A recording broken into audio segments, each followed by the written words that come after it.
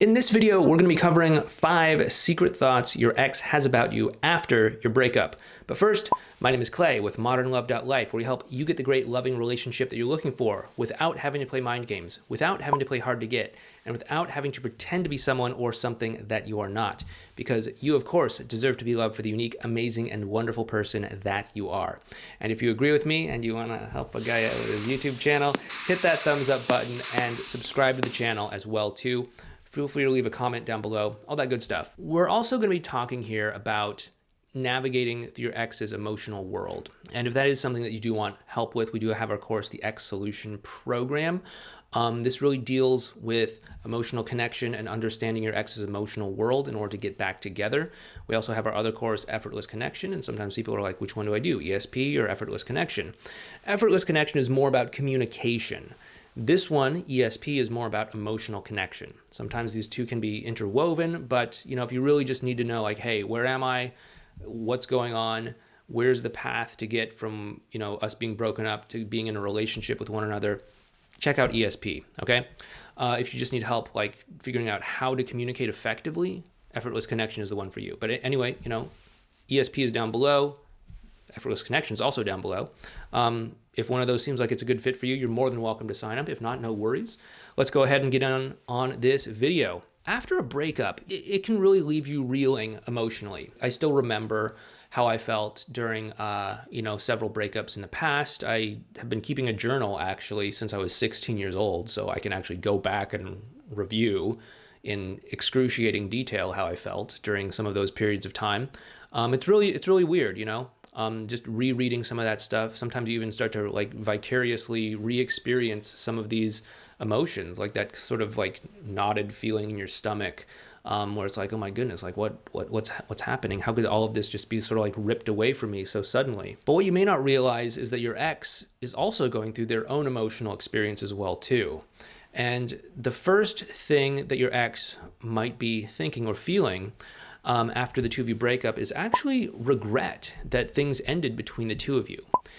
Up until that point of breaking up, your ex was probably trying to work things out with you in some capacity, right? They probably may have been trying to connect with you in some way, or create more honesty, or be transparent with you in some way. And maybe that just wasn't being heard by you, or maybe maybe you knew there were some problems, but you didn't know it was that bad, or whatever the case might be. But even going up to that point of breaking up with you, there's a part of your ex that's saying, like, is this really the right thing to do? Maybe we can make it work. Maybe it's not as bad as I think it is, all these sorts of things. And then the two of you actually have the breakup conversation. And then moving forward from that, there's this part of your ex that's wondering, like, oh, did I do the right thing? Like, was it really that bad? Was it really worth doing all of this? Was it really worth this whole drama of a breakup and all of this stuff? There's a part of them that really regrets it and is still weighing in their mind. Like, was the bad really outweighing the good? And maybe it was, maybe it wasn't, I don't know. But there's still a part of them that's wondering where they are and if they really did make the right choice. The second thought your ex might have after a breakup is that they actually feel guilty for hurting you. Again, you probably feel the punched in the gut sensation, the feeling like, you're on one of those roller coasters and it just dropped suddenly, and then you have that sinking feeling as well too. What you may not know is that your ex is also going through their own emotional journey as well too. And they feel guilty about hurting you. Oftentimes breakups involve two people sitting down and having this somber conversation, and often involves many times both of the people crying, both of the people, wishing that things could have been different, or whatever the case might be. As your ex is sitting there saying these things to you, like, oh, we should, break up, we shouldn't be together, and they're seeing the impact that it's having on you, and they're potentially seeing you crying, maybe they're crying themselves, part of them is feeling guilty about hurting you. They really are, Yeah, you might feel rejected, you might feel hurt in a lot of ways, but they also feel guilty about this. It's oftentimes this guilt that can cause them to do things like avoid you, or to tiptoe around things when it comes to you. When they do interact with you, it's brought to surface that memory that, yeah, I did break up with you. Yeah, I did hurt you. And sometimes they might even feel guilty about doing that. And so they might try to create that distance because they don't want to feel guilty about things. They don't want to think of themselves as this bad person that goes out there and causes other people to cry and hurts them and crushes their dreams of being in a relationship or whatever.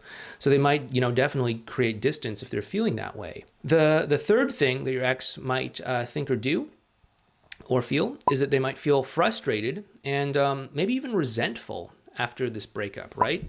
Oftentimes after a breakup, we, as the dumpies, we make a lot of these mistakes. We, beg and plead. We promise things are going to be different. We swear up and down that, we're going to change our ways. We're going to make it right. We're going to get back together. We're going to never stop fighting for the relationship and all of that stuff, right?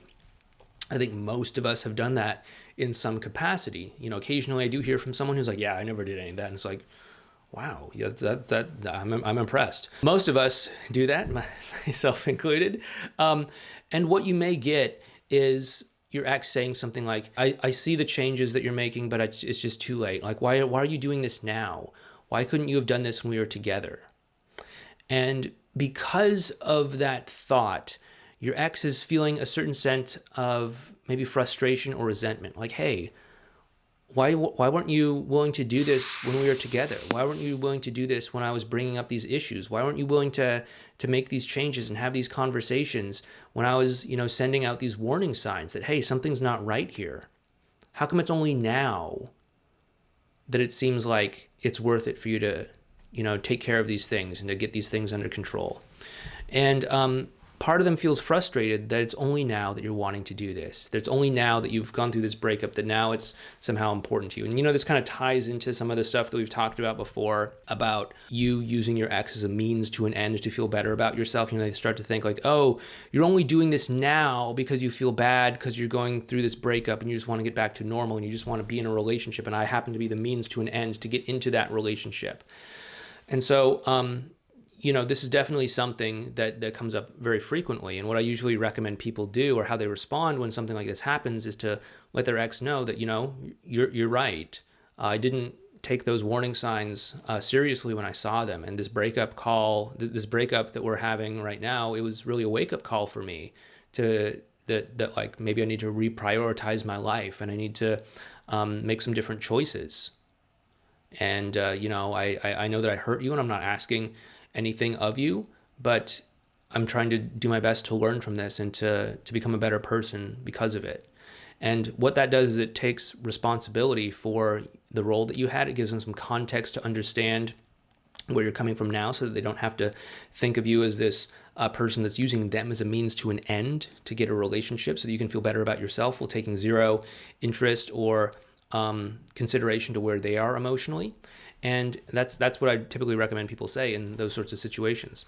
The fourth thing that your ex might be thinking or feeling is, they feel guilty about not wanting to get back together with you. Oftentimes when we do end up in this situation where it's widely known that we want to get back together with them, they might understandably hold themselves back and say, no, it's too little too late or whatever the case might be. But there's also a part of them that feels guilty about this. There's a part of them that feels guilty and it says, maybe we could make this work. Maybe it is okay. Maybe we, might be able to pull this off. And, here I am, I'm like not trying to give this another chance. Like, I feel kind of guilty about that. Like, aren't we told that everyone deserves a second chance? Aren't we told that, we should be compassionate and kind? And here I am like not doing that. So they might feel guilty. Totally. And so you want to be mindful of that as you're moving forward with interacting with them.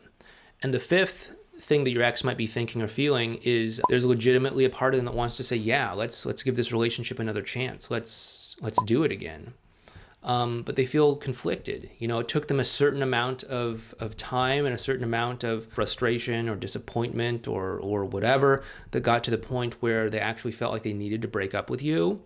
And they're not just going to trust themselves fully to go back into that relationship until they know that it's not going to be the exact same dynamic that they walked out of in the first place. So they're going to naturally be holding themselves back, even though there is definitely that part of them that wants to say yes. There's a part of them that wants to say, yeah, let's work this out. Let's make this happen. Let's give this another shot. They need to learn how to trust you again. And that's really what the whole 5 stages that we talk about in the video series on the 5 stages your ex goes through, what those are all about. They're about your ex learning to trust that you are who you're presenting yourself as. And if you can continue to show up through consistency, through embodying those advanced relational skills, through all that stuff, you are really embodying trust, and you're building trust in them. And as they sort of build this degree of trust, they're going to start to go through these 5 stages. And that's where you get all these different things, test drive, wall of reactance, test drive, riding the dragon, crisis point, and new beginnings. It's this journey towards learning to trust again. There is definitely that part of them that wants to say yes, but they have to trust themselves. They have to trust you. They have to trust that this is somehow going to be different, that this isn't going to end up in the same place, a few months down the road when the same patterns are repeating. So the way that you nurture that trust is by, showing up consistently, advanced relational skills, all that stuff, and inspiring that trust through them, okay? And giving them a good reason to want to say yes to getting back together with you again. So once again, if you did like this video, I hope this helps you out. I hope you did like this video. If you did like the video, hit that thumbs up button, subscribe to the channel, all that good stuff. Also, if you do want help navigating through these 5 stages, we do, of course, have the X Solution program. You can check it out down below. And once again, thank you so much. If you do want to learn more about the 5 stages, we do have this video series on the 5 stages right over here, or you might want to check out this video right over here. But once again, my name is Clay. Thank you so much. Please take care, and I'll talk to you next time.